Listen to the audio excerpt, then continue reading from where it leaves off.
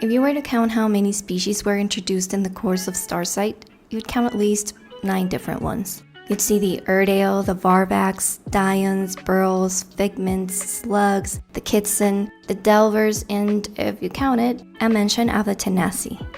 To be fair though, Slugs were an introduction in the first installment, so you can probably include at least 7 new ones. Yet the number has significantly risen above 1. But what does having more than one alien species mean? And why is it important? This we'll be examining in this video.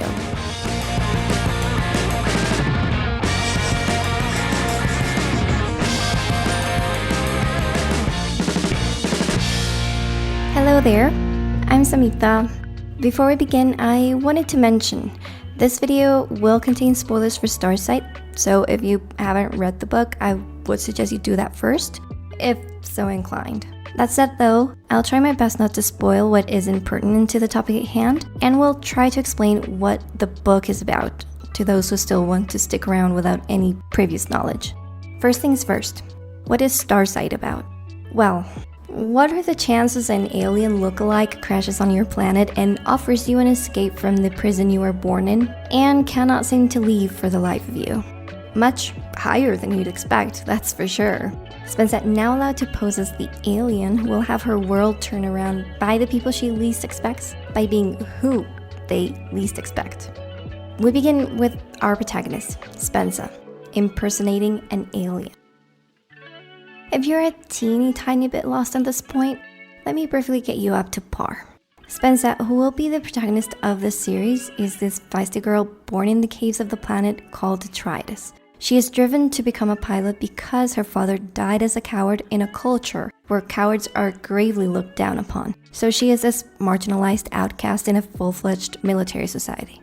If you want detailed reasoning for why Spensa is who she is and how she ends up saving the world, I'd recommend my video on it, which will be appearing up here on the screen and down below in the description. Now, all this is important because Spensa, now being held up as a hero, has a big responsibility on her shoulders. She has opened a doorway to knowledge about the space above and those who inhabit it, giving humans the possibility to find a way out of a life of imprisonment and possibly utter annihilation from the Crow.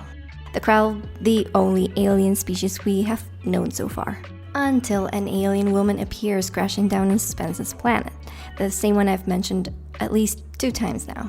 Why is this woman important though? The simple reason, she is the key to pushing the plot forward. This is for Spensa to crack the secrets of the universe and get her people out of danger. Fairly simple. The thing is, her sole existence is not relevant to the themes, except for that plot device she was conjured for. The important thing is what follows from here on out. It is a given, right, that aliens must be a part of a sci-fi series. I mean, no series that navigates planets and whole galaxies has only humans in it. It would seem virtually impossible, when in reality we have not proven the existence of aliens themselves. Or so I think, because conspiracies can be fun, or I'm a little weird in the head, maybe. Anyway, to summarize, we cannot simply create these rich planets filled with lore and stories and waste any creative potential filling them with mere humans. We do have elves, dwarves, and all kinds of magical creatures in fantasy, so aliens have to be a part of sci-fi. No questions asked, for the most part. But should they be present? And what difference does it make if they're not included? Turns out, it sometimes doesn't matter if they are or if they're not.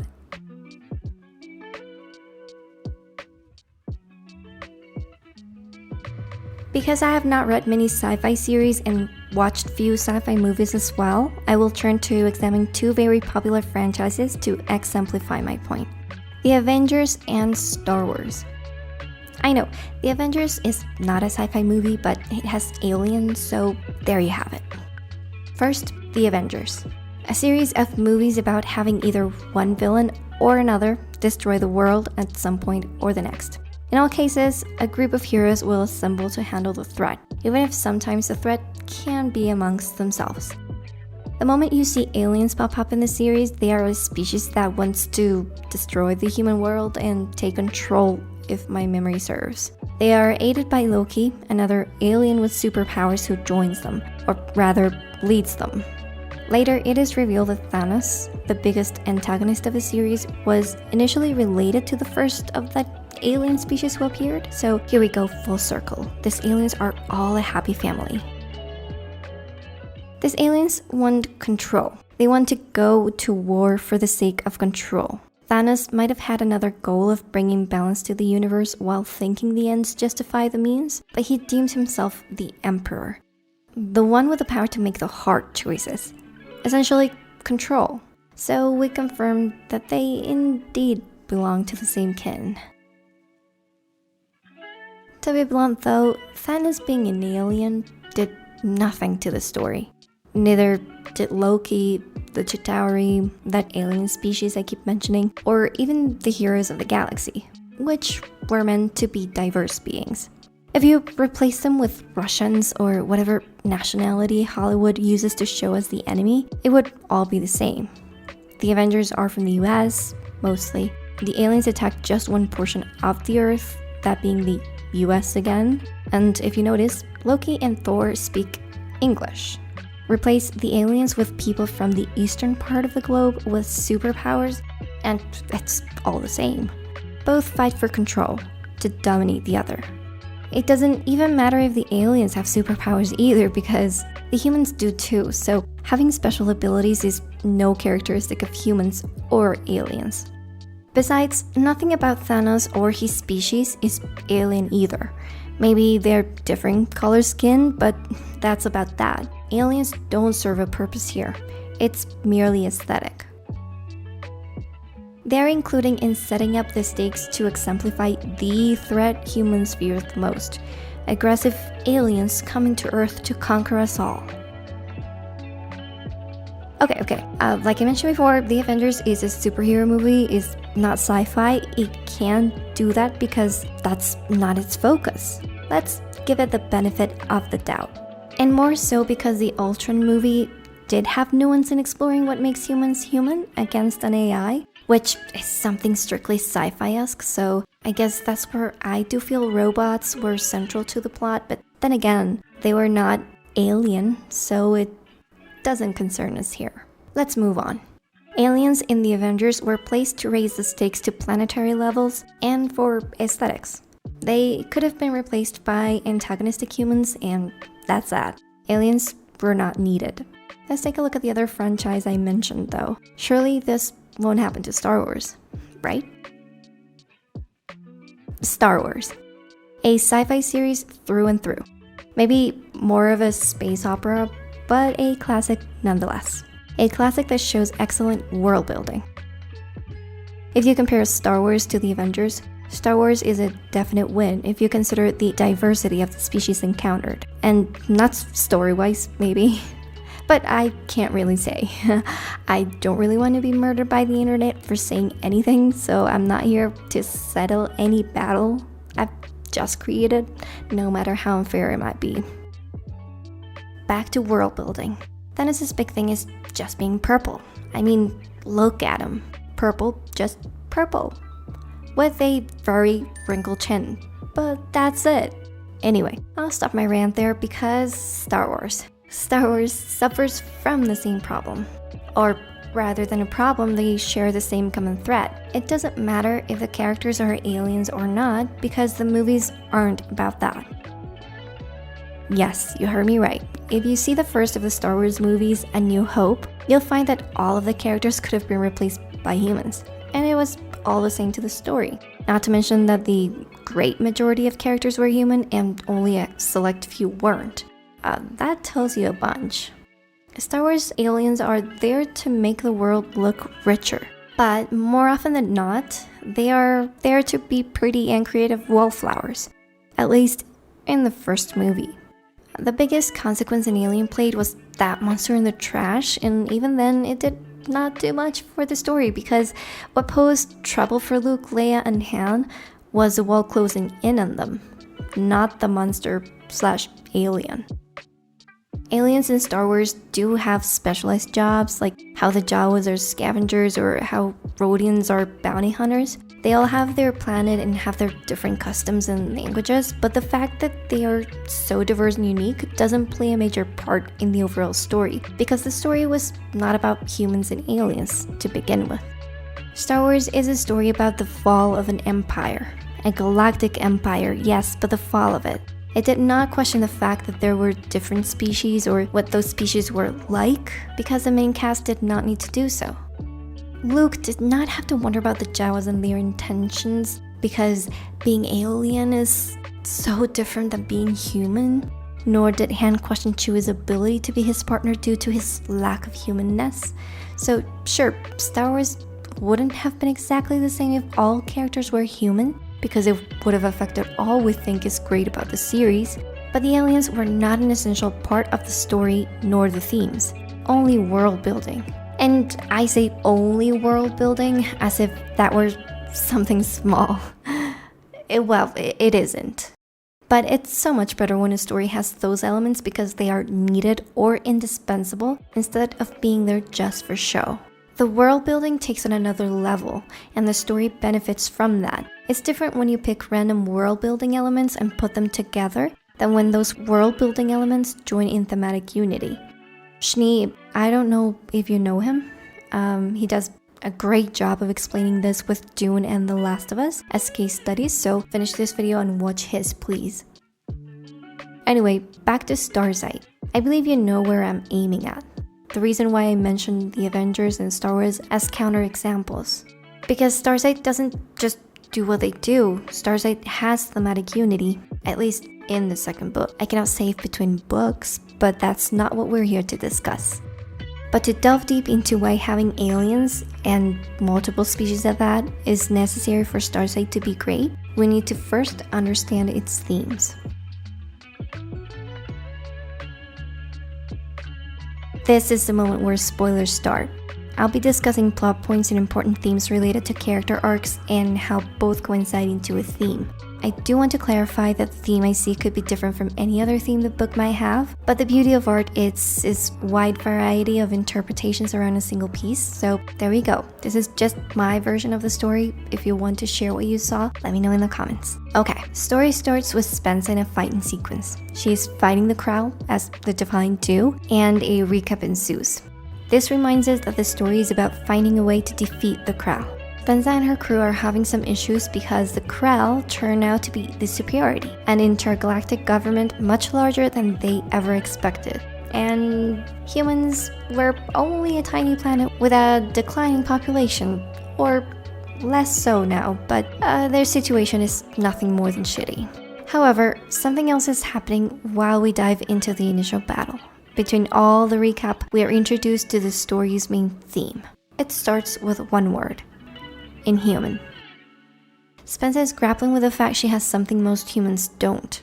Or perhaps she is what most humans aren't. Cytonic. She starts to question this. Does being cytonic mean she is no longer human? And if that is so, what is she anyway? She is even at odds with what she is. Those eyes unnerved me. How could I be both fascinated by these powers and terrified of them at the same time? Spensa has access to things no one can see, but her. Powers she can use, but not anyone else. Those powers she has have been feared by the Defiant for generations. Her father had even died because of them. The weight of them is heavy. Heavy personally, culturally, and they could also be the key to their salvation. This is constant throughout the book. She keeps on fearing she will turn into something else one day, or that perhaps she'll find out she was something different all along. This is the single thread that guides it. How does Spensa deal with those powers? And what do they mean for her? Is she human? And if she isn't, what would she be? Those are the questions the theme poses in a general sense. Let's move on to how the book finds a potential solution, or how Spensa finds that out herself. The first thing she needs to do to answer whatever question was posed just moments ago, is to get information. She cannot possibly begin to conclude anything if she is not exposed to more interpretations of who she is and what is happening to her. If she did as such, she would be unbearably stuck with cultural opinions on her, those posed by people who don't know a shred about what's going on with her.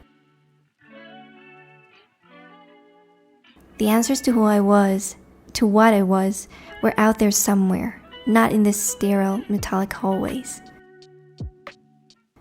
She says. And therein, you get Alanik falling from the sky as a solution.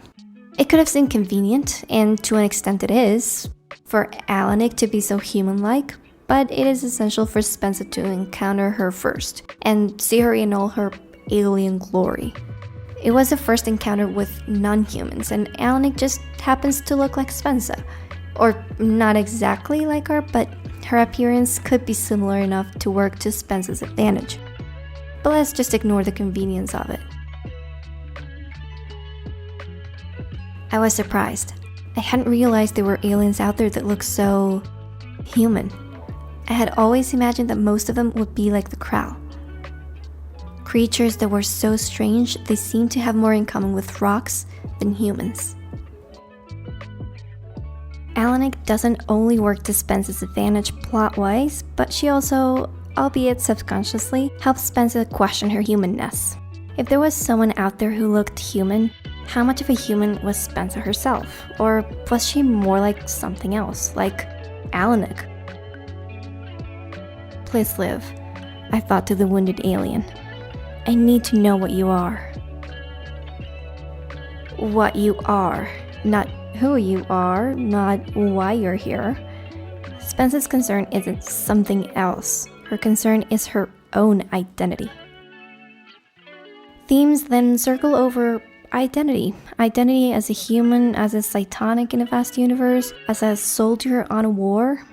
She even takes Alanik's identity to instead discover her own. Sometimes she has to get in other species' shoes to understand what and who they are and what it all means. Like how a Dian smile is a purse of their lips into a line, while a symbol of a perceived threat is a show of their teeth, much like a human smile. The rest of the plot will be marked as discoveries in Spensa's journey about said identity. One is the role of humans as being these implacable conquerors who waged 3 galactic wars. Spensa is confronted with the identity of her species as a whole, from the variety of aliens out there. Humans are dangerous creatures meant to be contained because of their violence, according to them. At the same time, Spensa is also privy to the aliens' way of life. They have everything that we, as humans in our reality, not Spensa's, deem as normal. They have ways to procure takeout, they go grocery shopping, and they use daycare for the young. Something Spensa hadn't even begun to contemplate. In a way, those aliens are more human, quote unquote, than the humans in detritus. That understandably makes Spensa think they are posing just to spite her. But that eventually fades off and Spensa realizes the truth. They were not the aliens of her imagination. These aliens are comprised of a variety of species, all with their intricacies and cultures, some harder to understand than others, but all of those species coincide in something. Each of them have thoughts on how their environments view them, and they build their identity in society accordingly. Characters share the same dilemma Spensa does, albeit in different ways. The Kitsen adore Hesho as their monarch, despite the hindrance they know he poses to their agency as people. More and more wants the ability to be themselves without their elders deciding for them who they should be born as. Braid, the human woman who might have interiorized her identity as a human the wrong way by posing as aggressive to confirm their culture bias. And lastly, Mbot, although not introduced in Starsight, keeps on trying to reprogram himself, which frees him from the constraints of his programming, or what he was meant to be according to society. In essence, Starsight is about what Spensa and her crew look for, their identity apart from what their culture imposes.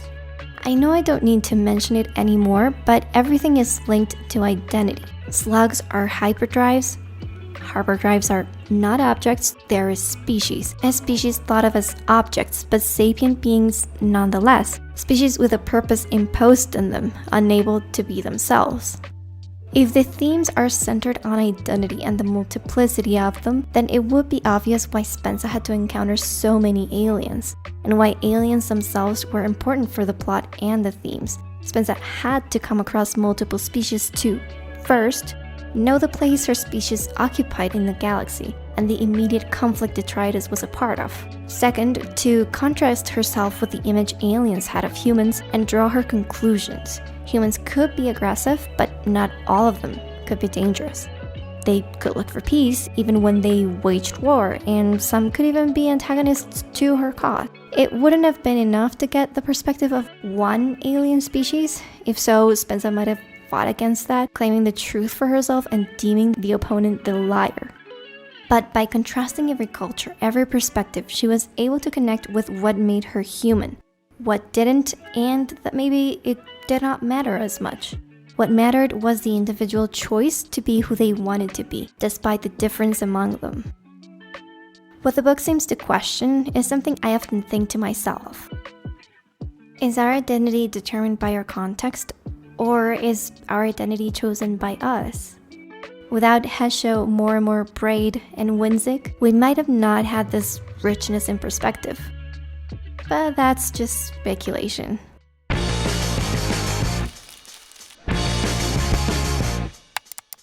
Thank you so much for watching.